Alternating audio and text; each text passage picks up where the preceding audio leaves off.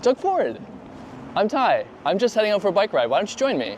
Okay, so today I'm gonna ride my Brody Torque. I got this recently and I've been in the process of restoring it. I put some new handlebar grips on, fixed the cabling, I trued the back wheel, new pedals. It's been a project. There's a lot to do and I'm still working on it, but it's super fun to ride. Today, you should ride a bike share. We're in Toronto after all.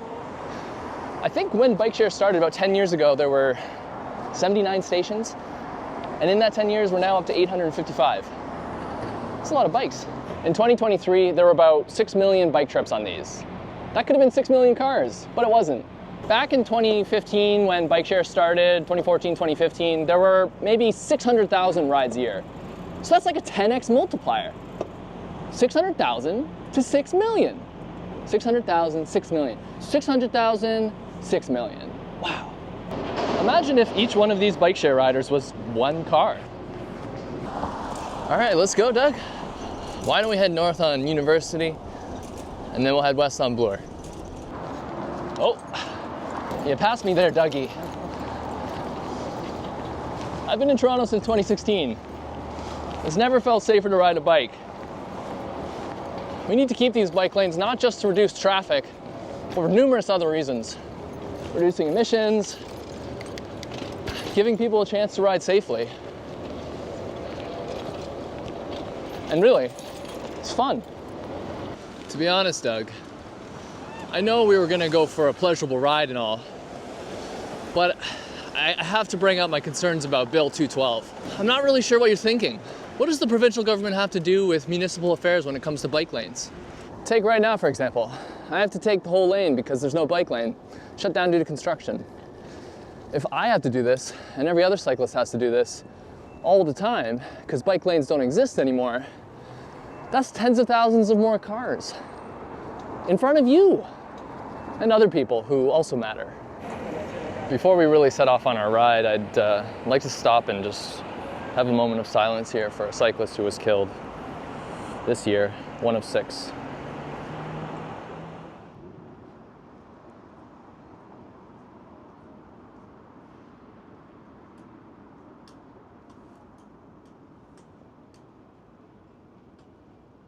What I don't understand, Doug, is why the province should be concerned with what cities are doing with their bike lanes. I think it should be up to the cities and, by that nature, the people who live in them. I bike in Toronto every day, Doug. This year, 6 cyclists have been killed. On your left? You doing good back there? You doing good? It's turning into a nice day. Actually, why don't we just do a quick pit stop at my favorite bulk store? Get some snacks.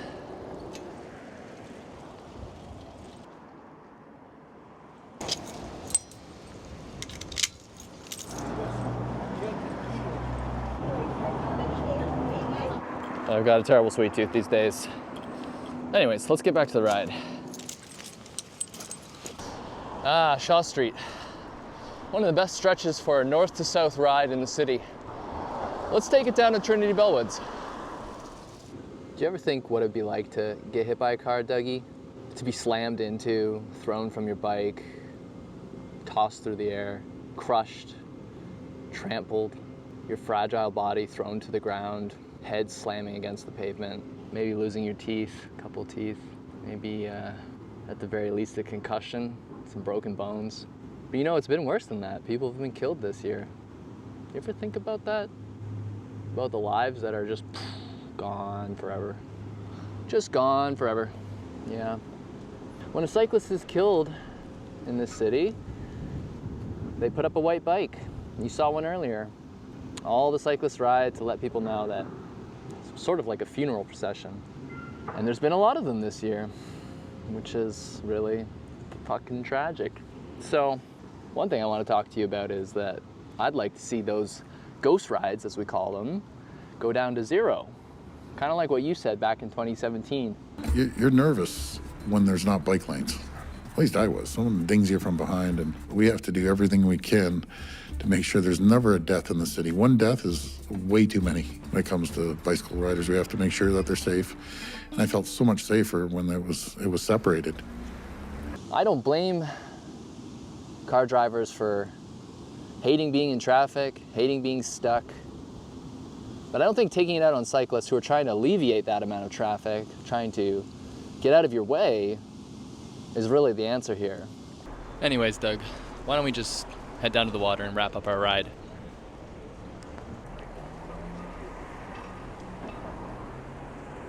Oh yeah, that's right. I was actually going to suggest we ride around Ontario Place, but you leased it for 95 years.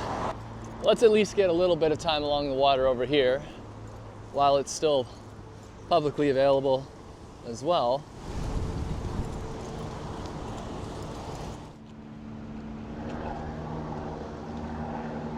Holy crap, somebody is swimming in Lake Ontario right now. Well, thanks for joining me today, Dougie. It really means a lot. And I'm sorry if I gave you a bit of a hard time with the whole bike lane thing. But I think you should think about it a little harder.